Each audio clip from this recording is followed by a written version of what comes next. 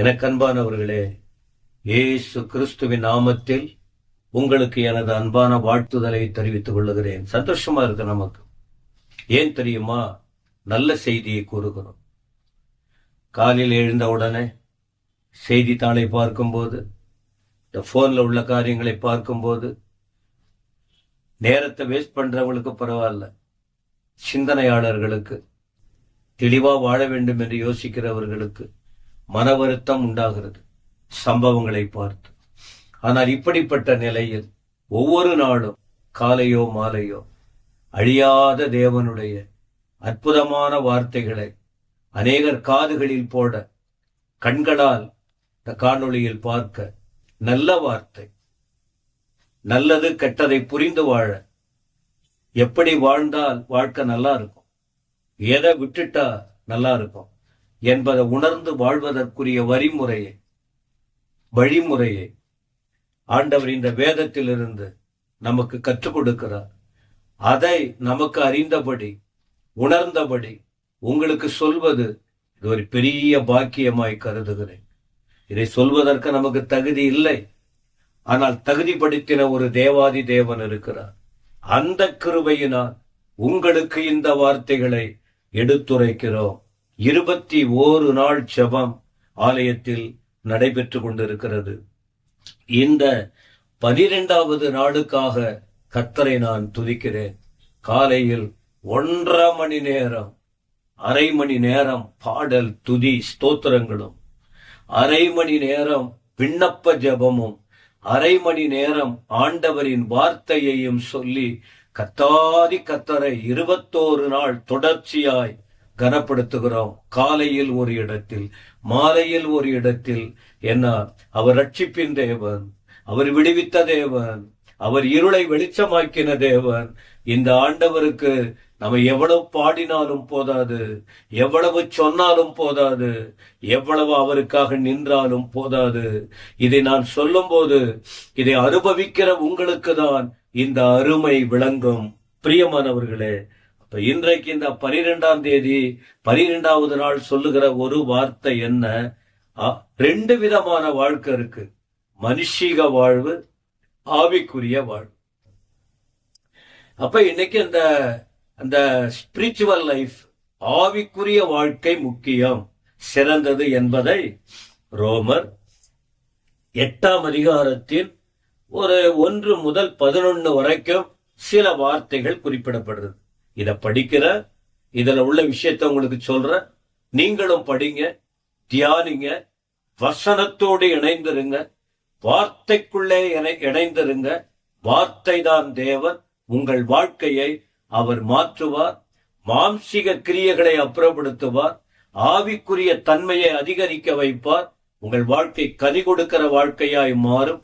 உங்கள் குடும்பத்திலும், பட்டணத்திலும், வெளியிலும், போகிற இடமெல்லாம் அவர் உங்களை பிரகாசிக்க வைத்து, உங்களை மேன்மைப்படுத்தி, எங்கெல்லாம் தட்டப்பட்ட நிலையில், வெட்டப்பட்ட நிலையிலே தலைகுனிந்து காணப்படுறீங்க, இந்த வசனத்துக்காக நீங்க நின்றீங்கன்னா உங்களை அவர் தலையை உயர்த்த வல்லவராக இருக்கிறார். முதல் வசனம் பாருங்கள். ஆனபடியால், 7ஆம் அதிகாரத்துல எல்லாம் படிச்சாச்சு. 1ஆம் அதிகாரத்திலிருந்து 7ஆம் அதிகாரம் வரைக்கும் நிறைய உபதேசங்கள், அதை நாம பார்த்தாச்சு.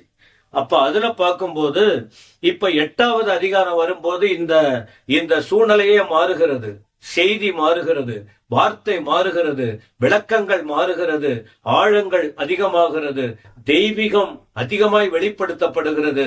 மனுஷன் இதை பின்பற்றி வாழும்போது பரலோக மேன்மைக்கு சொந்தக்காரராய் மாற முடியும் என்கிற நிலையில் இதுவரைக்கும் பார்த்த காரியங்களை யோசித்து பவுல் சொல்லுகிறார். ஆனபடியால் இயேசு கிறிஸ்துக்குட்பட்டவர்களாய் இருங்க. இப்போ தெரிஞ்சு போச்சு, பாவம், பிரமாணம், இருள் எல்லாம் உங்களுக்கு தெரிஞ்சிச்சு. அதனால் எனக்கு பிரியமானவர்களே, நீங்கள் கிறிஸ்து இயேசுவுக்குட்பட்டவர்களாய் இருந்து மாமிசத்தின்படி நடவாமல் ஆவியின்படியே நடங்கள். அப்ப முதல்ல ஆண்டவருக்குள்ள இருக்கணும், ஆண்டவருக்குள்ள இருக்கணும்.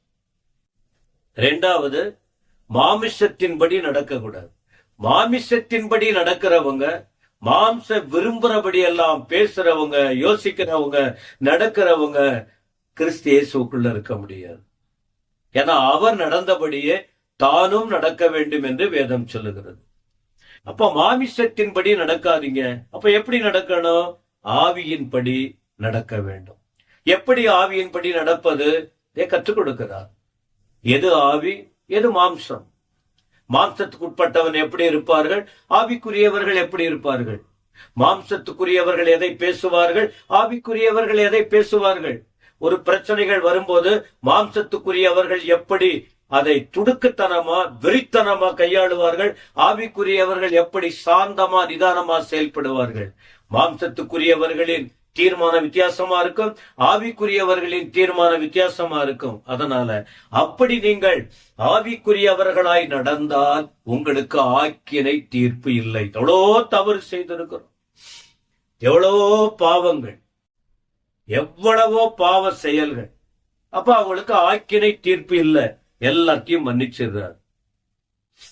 அடுத்த வசனம் ஏன் அப்படின்னு சொன்னா, 2ஆம் வசனத்துல கிறிஸ்து இயேசுவினுடைய ஜீவனுடைய ஆவியின் பிரமாணம் என்னை பாவம் மரண என்பவர்களின் பிரமாணத்திலிருந்து விடுதலை ஆக்கிட்டு, என்னை விடுதலை ஆக்கிட்டார் அவர். 2 வித பிரமாணம் போதனைகள் எனக்கு விடுதலை கிடைச்சிச்சு. எதனால தெரியுமா? இயேசு கிறிஸ்துவின் சிலுவை மரணம். ஆண்டவர் இயேசு தியாகம் பண்ணினார். என்ன? மாம்ச சாயலாய் வந்தார், பாவத்தை போக்கும் பலியாய் ஒப்பு கொடுத்தார். அந்த பாவங்களை ஆக்கினைக்குள்ளாக அவர் தீர்த்தார், அவர் ஏற்றுக்கொண்டார். நமக்கு நீங்க ஆவிக்குரிய நிலையில் நடந்தால் உங்கள் ஆக்கினை அவர் ஏற்றுக்கொண்டிருக்கிறார். உங்கள் வாழ்க்கை வித்தியாசமா இருக்கும். 5-6 வசனங்கள் சொல்லுகிறது. அன்றியும் மாமிசத்தின்படி நடக்கிறவர்கள் மாம்சத்துரிய சிந்திக்கிறாங்க, ஆவியின்படி நடக்கிறவர்கள் ஆவி சிந்தனையில் மாற்றம். மாம்சத்துக்குரியவங்க அந்த சிந்தனை தான் இருக்கும், ஆவிக்குரியவர்களுக்கு அந்த சிந்தனை தான் இருக்கும். ஏன் தெரியுமா?